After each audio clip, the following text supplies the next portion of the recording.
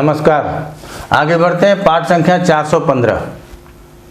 और पिछले ही पाठ में आप लोगों को बता दिया था कि मंगल को अब नवम स्थान में स्थित करके देखना है। तो ये लग्न के लिए अच्छा हो गया, पंचम के लिए भी पंचम से पंचम है, लग्न से नवम है और अपने दूसरे स्थान से भी ये दसम स्थान में, अर्थात मंगल की ये जो स्थिति है ना, इसमें कोई दिक्कत नहीं है। और है किसके राशि का? तो सूर्य के राशि का है, मित्र की ही राशि का बैठा हुआ है। ये पंचमेश होने के कारण यहाँ बैठा, और यहाँ बैठा तो जो स्थान है वो स्थान होने के कारण मंगल यहाँ बैठ के अनुशासित रहेगा। सबसे पहले तो यही समझना है। लेकिन अपना जो गुण धर्म है उसको नहीं छोड़ता, ये भी मानना पड़ेगा। अर्थात नैसर्गिक रूप से यदि अशुभ है तो अशुभता इसके अंदर होगी। ऐसा नहीं है कि प्रवृत्ति धार्मिक नहीं होगी, लेकिन कभी अर्थ का अनर्थ निकालने वाला भी हो सकता है। और यदि धर्म के बारे में बताए तो फिर इसे अच्छा बताने वाला भी कोई नहीं होगा, क्योंकि ये तार्किक ग्रह है। अब यहां है तो पिता के साथ थोड़े बहुत संभावना है कि मतभेद हो। बाकी पंचमेश यदि नवम में जाए तो ऐसा बालक अपने पिता का आदर करने वाला, सत्पुरुषों का सम्मान करने वाला, धार्मिक अनुष्ठान करने वाला, धर्म के प्रति आचरणवान, ऐसा होना चाहिए। लेकिन मंगल है, इसीलिए थोड़ी बहुत कमी यहाँ आपको देखने में जरूर मिलेगा। अब इसकी चौथी दृष्टि अपने घर के ऊपर है, तो अपनी दशाओं में खूब व्यय करेगा, लेकिन व्यय किसी कारण से करेगा, अपव्यय नहीं होगा। यहाँ से कोर्ट कचहरी भी देख लेते हैं छठे के साथ द्वादश से, क्योंकि छठे का भोग स्थान होता है 12वां। जेल अस्पताल जाएंगे क्या? तो नहीं, अगर जाने की नौबत भी आएगी तो जल्दी छूट के आ जाएंगे, क्योंकि मंगल अपने घर को स्वयं देख रहा है। और उसके बाद मंगल की दृष्टि तीसरे में है, तो नौकर चाकर जो भी आपके जूनियर कर्मचारी हैं वो आपसे प्रसन्न नहीं रहेंगे, और आप भी उनसे प्रसन्न नहीं रहिएगा। आप उनको हमेशा दबाव में रखना चाहेंगे, और आजकल बच्चा भी दबाव में रहना नहीं चाहता है। तो ये आपको समझना है कि यदि आपके नवम में मंगल है तो क्या इस प्रकार के दोष हैं। अब इसकी दृष्टि 8वीं यहां पर आ जाएगी, तो माता जी से परेशानी। स्थिर धन भी है तो हम उसको बेच सकते हैं, जरूरत पड़ने पर हम स्थायी संपत्ति को बेचने वाले होंगे। तो ये हो गया यहां तक। अब मंगल को यदि हम 10वें स्थान में रख लें, काल पुरुष के अनुसार यही उच्च का होता है, इसीलिए तो ये मैं सब कुछ लिख रखा हूं। तात्कालिक रूप से पंचमेश है और द्वादशेश है, तो द्वादशेश दसम स्थान में है, पंचमेश दसम स्थान में है। हो सकता है कि विदेश जाने की बात हो, काम के सिलसिले में बाहर जाना पड़े। चूंकि ये काल पुरुष के अनुसार तथा उच्च का होता है, तथा यहीं पर इसको दिग्बल भी प्राप्त है, तो बहुत बलवान होगा ये मंगल।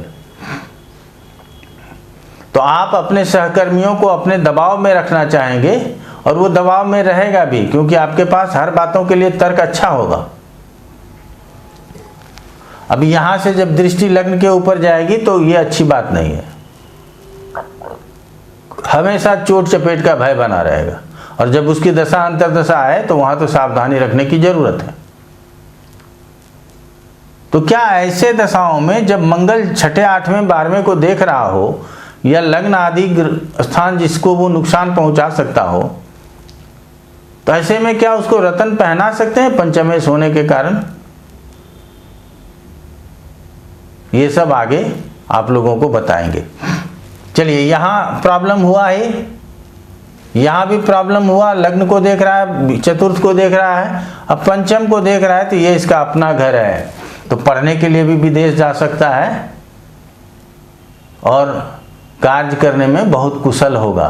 कुशल कार्यकर्ता हम इसी को कहते हैं। मंगल यदि एकादश भाव में हो, एकादश में है और पंचम को देख रहा है, कितना अच्छा संयोग। एक तो एकादश में जो जाता है उसके गुण धर्म बढ़ जाते हैं। जिस स्थान का स्वामी एकादश में गया हो उस स्थान का भी फल अच्छा मिलता है और उस ग्रह का जो गुण स्वरूप है उसके भी फल अच्छे मिलते हैं। तो ऐसे में आपके पास क्या हो जाएगा, बहुत बल हो जाएगा। तो आपको अपने बल को अपने कंट्रोल में रखना पड़ेगा। इतना क्षमतावान होंगे कि किसी के लिए कुछ भी किया जा सकता है और करने में आप सक्षम होंगे। चाहे लड़ाई झगड़े की बात हो, ज्ञान विज्ञान की बात हो, किसी में पीछे हटते नजर नहीं आएंगे। बॉस से बनेगा क्या, नहीं, बॉस को भी सोचेंगे कि हम ही बॉस हैं, वो हमसे नीचे है, और बॉस को भी मानना पड़ेगा कि आप ही बॉस हो। ऐसा बहुत जगहों पर आप लोग समझते हैं। अब इसकी दृष्टि धन स्थान के ऊपर है, तो ये मकर राशि है, उच्च की दृष्टि नहीं कहते हम। और हमने कहा कि जिस भृगु संहिता में ऐसी बात कही गई है वो लिखा किसने है पता नहीं, इसलिए मैं अपने सिलेबस में उसको कभी भी किसी को पढ़ने के लिए नहीं कहता। तो यहाँ दृष्टि है उसकी, तो धन में से धन की हानि, कुटुंबों के साथ वैमनस्यता, वाणी में दोष, आंखों में परेशानी, ये संभव है। और मंगल की दृष्टि फिर कहाँ आ जा रही है, पंचम के ऊपर। तो ये तो समझ में आ ही गया है आप लोगों को। और उसके बाद फिर छठे के ऊपर है। तो छठे के ऊपर है तो जब तक शत्रु होगा नहीं तो आप लड़ेंगे किससे। तो शत्रु होगा, लोग कहते हैं कि सर मंगल है तो दबा देगा, तो किसको दबाएगा जब शत्रु होगा ही नहीं तो दबाएगा कैसे। रोग होगा तो फिर उसके ऊपर अंकुश लगा पाएंगे, ऋण होगा तो उसको चुका पाएंगे। लेकिन जब तक ये होगा ही नहीं तो क्या, ऋण लेना चाहेंगे मिल जाएगा आराम से। कब मिलेगा, जब इसकी दशा अंतरदशा आएगी, उस समय ये भाव एक्टिव होगा, तो उस समय इसका फल आपको अवश्य मिलेगा। मंगल यदि 12वें भाव में हो, और ये धनु लग्न में मंगल का आखिरी पाठ और आखिरी भाव, यहां तो मांगलिक होगा ही। अब देखिए हम इसको एक बारी जनरली बोल देते हैं, आप समझिएगा। काल पुरुष के अनुसार द्वादश में बैठा, तात्कालिक अपने ही घर में, लग्न से 12वां है, पंचम से अष्टम है। क्या ऐसे में जो अष्टम द्वादश में जाना, पंचम का द्वादश में जाना, संतान के होने में परेशानी, तो यहां भी मिलेगा वो परेशानी। क्योंकि हम जब पढ़ते हैं तो अलग अलग भावों से उसको समझने का प्रयास करते हैं। तो इस स्थान से छठे गया तो इसका हानि तो करेगा ही। वो अपने स्थान में गया है, अपने घर में है, तो उस घर का रक्षा करेगा, उसमें कोई दिक्कत नहीं। अब वहां से दृष्टि देखिए पराक्रम स्थान के ऊपर, तो पराक्रम की भी हानि होगी। वहां से दृष्टि छठे स्थान के ऊपर, तो छठे की भी हानि होगी। और वहां से दृष्टि सप्तम स्थान के ऊपर, तो सप्तम की भी हानि होगी।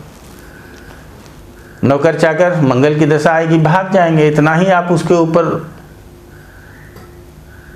कहते हैं ना कि बहुत बलपूर्वक उसके पीछे पड़ जाएंगे कि अपने छोड़ के भाग जाएगा। दुश्मन को भी भागना ही पड़ेगा, इन पहले दुश्मन होगा जरूर।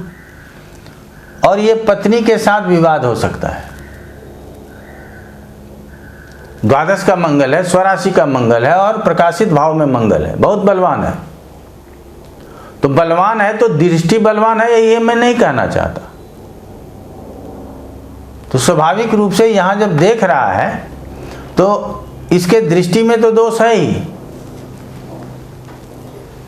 तो शनि के दृष्टि में ज्यादा दोष है सर, की मंगल के दृष्टि में दोष है। दोनों अपने अपने तरीके से अपने दृष्टि में दोष रखते हैं। इस विषय को समझना है। तो अर्थात इस स्थान में यदि दृष्टि दे रहा है तो पत्नी के साथ वैमनस्यता रहेगी। ऐसे स्थिति में मांगलिक है और मांगलिक दोष भंग हो, यदि इसी तरह लड़की के भी पत्रिका में मंगल हो जाए या कोई अशुभ ग्रह हो जाए तो भी भंग होता है। तो मांगलिक दोष तो प्रायः भंग होता है। और आजकल कोई भी अपने बच्ची का शादी या बच्चे का शादी करके उसको छोड़ते नहीं है कि अब हो गया, जैसा है वैसा ही निभाओ। अब अगर नहीं निभ रहा है तो अलग हो जाओ, ये पहला प्राथमिकता है लोगों की, और ये अब सही है। तो चलिए, मंगल को हम लोगों ने समझा। आप लोगों को कोई भी संवाद में परेशानी हो, समझ में नहीं आ रहा हो, तो कमेंट बॉक्स में लिखिए, कमेंट में जवाब देते रहते हैं। और जिस दिन लाइव आते हैं उस दिन प्रश्न कीजिए कि सर उस वाले पाठ में ये चीज़ नहीं समझ में आया था। हमारे लाइव आने का मतलब ही होता है कि हम आपके प्रश्नों का उत्तर देना चाहते हैं, किसी की पत्रिका नहीं देखना चाहते। पत्रिका दिखाना हो तो ऑफिस संपर्क कर लीजिए, थोड़े बहुत फीस डालने होते हैं। पढ़ना हो या पत्रिका दिखाना हो, उसके लिए आप कार्यालय में, उसका नंबर आपके पास उपलब्ध है या मेल आईडी है, मेल कीजिए, संपर्क कीजिए, आपको बहुत लाभ मिलेगा और बहुत उत्साह के साथ आप पढ़ेंगे। यही हम आपको कहेंगे। आज इतना ही। आप लोगों का बहुत बहुत धन्यवाद।